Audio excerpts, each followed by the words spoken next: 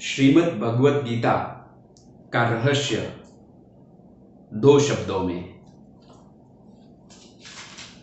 अध्याय 7, 7वां अध्याय। मयि आसक्त मना पार्थ योगम युजन मदाश्रय असंशयम समग्रम माम यथा ज्ञास्यसि तत्शृणु। भगवान ने अर्जुन को कहा कि मेरे में एक चित्त से मेरे आश्रित होके जुड़ा हुआ तू अब मेरे पूर्ण ज्ञान को जान पाएगा, उसको तू जान। श्लोक 2।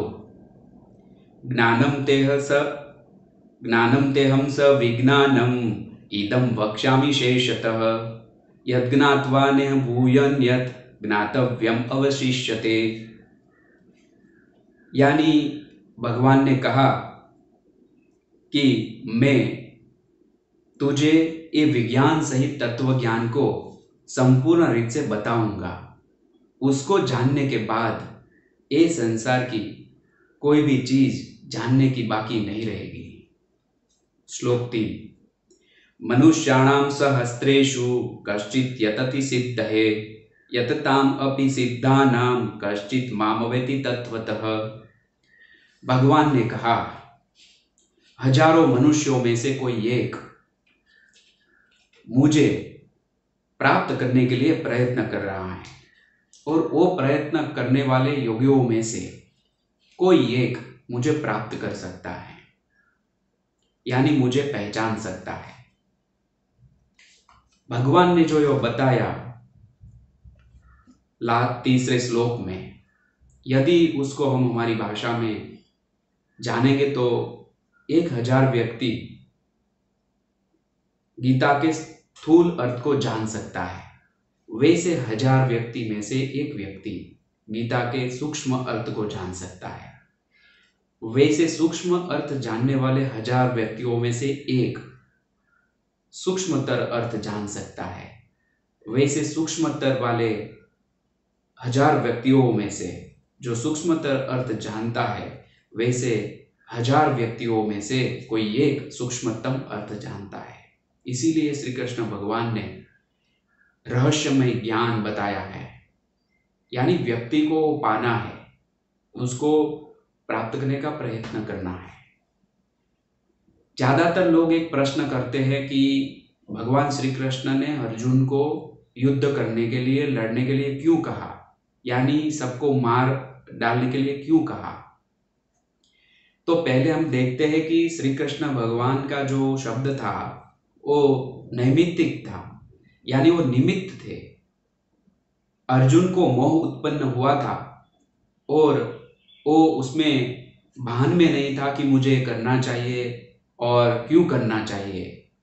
तो मोह उत्पन्न हुआ था, वो मोह में से बाहर लाने के लिए कृष्ण भगवान ने जो बताया था, वो जो उन्होंने देखा था उनके ज्ञान में कि ये होने वाला है, वो कर्म का सिद्धांत स्वरूप फल को जानते थे। वो फल के बारे में ही वो बता रहे थे। अर्जुन को उन्होंने कहा कि तेरा जो कर्तव्य कर्म है वो तू कर, वो तेरा धर्म है। वो कर्म का करता या ना करता तुझे नहीं होना है, यानी तुझे सिर्फ कर्म करना है, क्योंकि ये कर्तव्य है।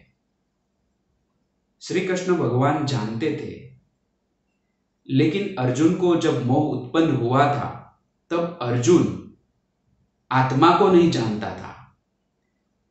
जब वो मोह उतरने वाला था तब अर्जुन युद्ध करने ही वाला था, लेकिन उसको मालूम नहीं था और अज्ञानतावश वो आत्मा को देख नहीं पाता था।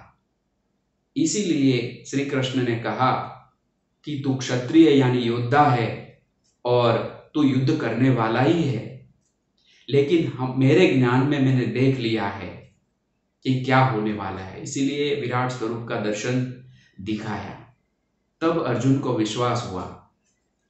तो ये जो मारने के लिए कहा वो श्री कृष्ण के शब्द थे, निमित्त। उन्होंने उपदेश नहीं दिया है। तो ये जो रहस्य है उसको यदि हमें जानना है जैसे ये एक घटना से भी ज्यादातर लोग नहीं समझ पा रहे हैं कि मारने के लिए क्यों कहा। और एक तरफ हम योग में कहते हैं कि अहिंसा परमो धर्म, मन वचन काया से किसी जीव की हिंसा नहीं करनी है। तो श्री कृष्ण ने कभी भी अर्जुन को खुद के हेतु के लिए मारने के लिए नहीं कहा, यानी उपदेश नहीं दिया है। उपदेश तो आत्मा का दिया है। जैसे हम देखते हैं कि कोई व्यक्ति मर जाता है, उसकी मृत्यु हो जाती है, तो व्यक्ति बोलते हैं कि वो चला गया। तो कौन चला गया? बॉडी तो यही है, चला गया वो कौन? हम बहुत सरल भाषा में देखेंगे, पैकिंग और मटेरियल, यानी स्त्री पुरुष जो भी पशु है, तरह तरह के पशु हैं, ये सभी जीवात्मा है, वो पैकिंग है। और अंदर जो मटेरियल है, जो माल है, वो अलग है, वो चैतन्य है, आत्मा है। कोई व्यापारी को कोई वस्तु जब मिलती है तो वो पैकिंग को नहीं देखता है, अंदर के माल को, मटेरियल को देखता है। वैसे कृष्ण ये कह रहे थे, उसका उद्देश्य ये था आत्मा और अनात्मा का।